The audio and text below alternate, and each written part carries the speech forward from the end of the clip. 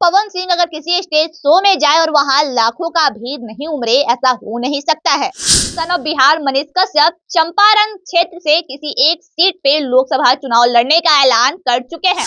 अपने अपने क्षेत्र में इन तीनों युवाओं को महारत हासिल है। अपने अपने क्षेत्र में इनके नाम का डंका बजता है।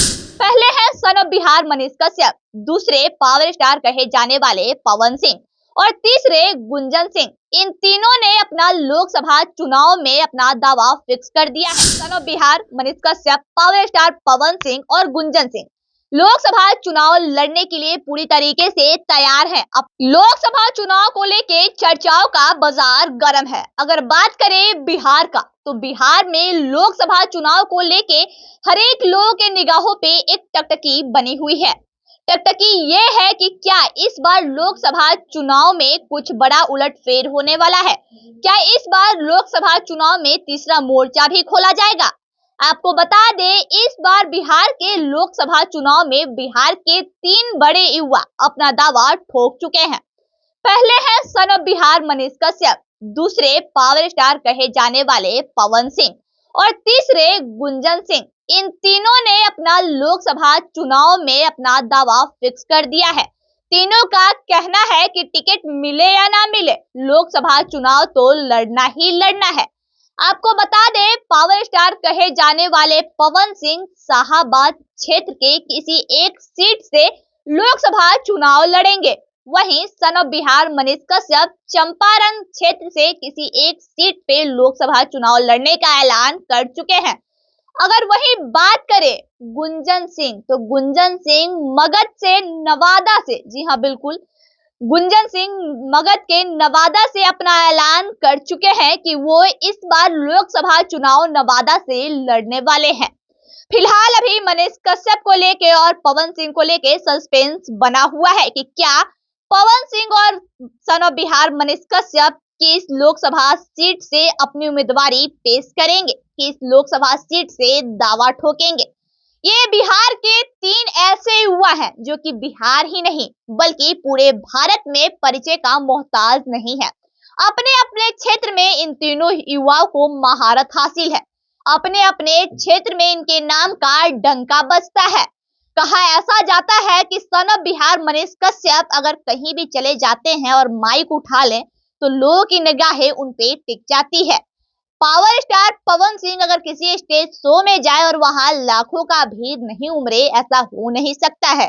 बात करें गुंजन सिंह का, तो गुंजन सिंह अगर मगध में अपना कोई गाना लॉन्च करे, उस पे मिलियन व्यू ना जाए और स्टेज शो में मगध के लोगों का जमावड़ा ना लगे, ऐसा पॉसिबल ही नहीं है।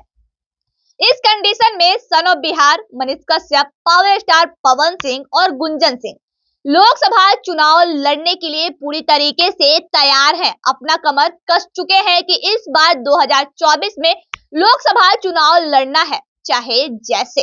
अब बिहार की जनता इस बात पर टकटकी लगाई हुई है कि क्या तीनों इस बार निर्दलीय लोकसभा चुनाव लड़ेंगे या फिर कोई तीसरा मोर्चा खोलने के लिए तैयार है।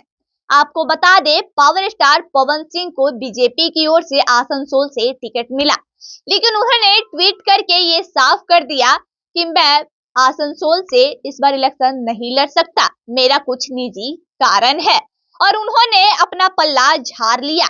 लेकिन अभी भी वो दावा कर रहे हैं सोशल मीडिया पे कि इस बार तो लोकसभा चुनाव मैं लड़ूंगा ही लड़ूंगा। लेकिन ऐसे में बिहार के जनता के मन में बस एक सवाल चल रहा है कि क्या ये तीनों युवा निर्दलीय लड़ेंगे या फिर कोई तीसरा मोर्चा खोलने के लिए तीनों युवा तैयार हो चुके हैं।